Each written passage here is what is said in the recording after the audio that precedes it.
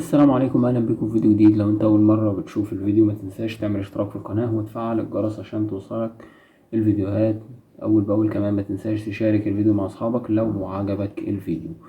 فيديو النهارده هوريك فيه ازاي توصل نت بالموبايل بتاعك على جهاز الكمبيوتر بتاعك، وممكن توصل كمان نت عن طريق راوتر. بمعنى ان لو عندك راوتر فيه يو اس بي، اليو اس بي ده بيدعم الخاصية اللي هي 3G انترنت. تقدر ان حضرتك توصل بالموبايل بتاعك نت على الكمبيوتر مثلا او اللابتوب، وخصوصا قوي في المشكلة اللي هي بتواجهك لما تبقى عامل نسخة ويندوز جديدة وتيجي تلقى اللاب مش لايق معاك مثلا الواي فاي.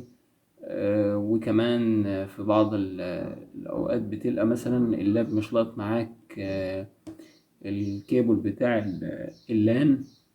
طبعا الطريقة دي تنفع معايا. بص يا اسطى، مبدئيا حضرتك بتيجي على السيتنجز من هنا، تمام، وبتيجي توصل وصلة اليو اس بي بتاعك بينها وما بين جهاز الكمبيوتر او اللابتوب او الراوتر اللي حضرتك هتعمل عليه الخاصية دي.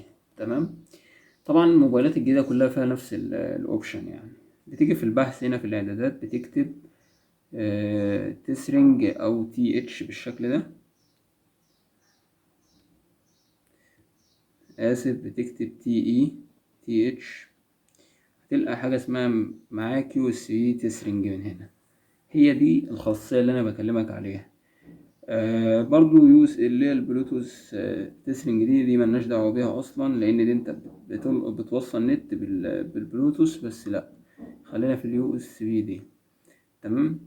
بتلاقي حاجة اسمها معاك يو اس بي تسرنج من تحت هنا. لو جيت انك تحرك النقطة دي تبدأ ان حضرتك كده تفعل.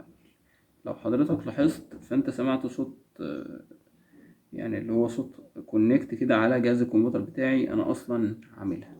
طبعا بمجرد ما تعملها بتلقى جهاز الكمبيوتر بتاعك لقط معاك نت من غير اي مشاكل. انا بس حابب اوريها لك على جهاز الكمبيوتر عندي بالشكل اللي حضرتك هتشوفه دلوقتي ده. مش عارف هي هتوضح معاك ولا لا، بس انا هحاول اثبت الكاميرا.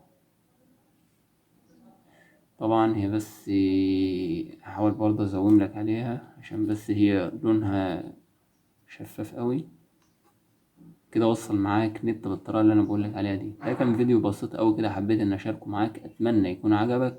وحابب اوصيك بالاشتراك في القناه وتفعيل الجرس عشان توصلك الفيديوهات اول باول. وشكرا ليكم على المشاهده.